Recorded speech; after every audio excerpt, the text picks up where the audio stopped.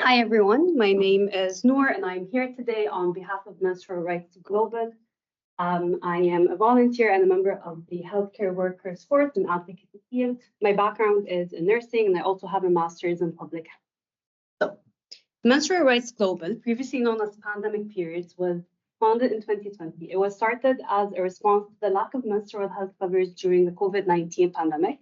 But as you guys can see, since then we have grown and rebranded into Menstrual Rights Global. Now our aim is to drive and diversify the global narrative of menstrual health to become an intersectional fight that's advocated for by young girls, women, and gender diverse individuals from across the world. The approach that we have adopted to help us reach this diversification is actually through, it's through mobilizing grassroots and giving grassroots voices a global platform. So basically that starts with our volunteers. Our volunteers are our greatest investment, which is why we focus a lot on equipping them with skills such as research, policy, partnership. We organize networking opportunities to help drive local and global forces that include menstrual health inclusion within their own area. So our volunteers are doing menstrual health inclusion in their areas and their countries.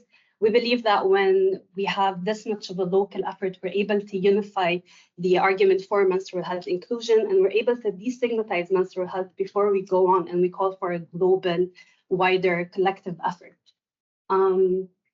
A really good example of this is actually just last week, Menstrual Rights Global, along with volunteers of different ages and backgrounds, all attended the Scottish Parliament, where they sat down and our volunteers were able to share their experiences and their insights, speaking directly with governmental officials.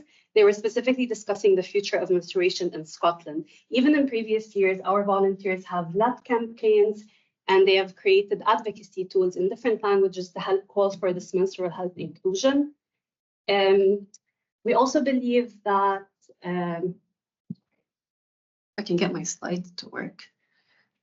Sorry, we also believe that over the last few years, we're able to go from a book-based project to a volunteer-led dynamic group that has the mission to advocate for the right of thorax and menarche to menopause.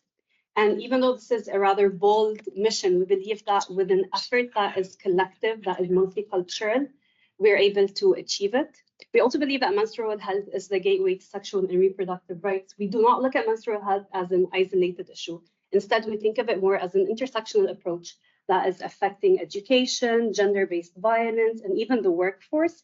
And this intersectional lens has allowed us to create partnership with very diverse organizations, where we found that we're able to tackle menstrual health, but we're also able to tackle other United Nations Sustainable Development Goals. And in very similar interests, we also believe very much in youth-led advocacy, which is why we started something called the Global Youth Council, which is led by our remarkable volunteers from low and middle income countries. This council acts as a space that allows them to tackle and come up with innovative ways to deal with menstrual health stigma in their own youth-based spaces. A really good example of this is there was a campaign called Crimson Revolution, which was led by our very own Global Youth Council in partnership with Co-Feministas, where young girls and women from different parts of the world all came together, talked about their experience with menstruation, and came up with creative ways to help us celebrate menstruation instead of stigmatize it. And in similar sense, our policy team works very hard on making sure that menstrual health is aligned with other international policies, specifically policies that protect women from discrimination, acts of violence, and also protects the rights of children, because we wanted to have an inclusive kind of feel to it, I guess. Our advocacy team works very hard on focusing on a global effort. And since 2020, since our foundation, we have been constantly present in major conferences.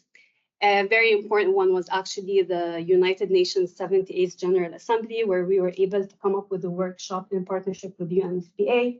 And recently, we as an organization have been invited to the civil consultation strategy, which we are sure we will be able to come up with very diverse and smart ways maybe to tackle menstrual health. And that is me. I'm sorry you guys didn't see my slides. They're actually really nice, but thank you.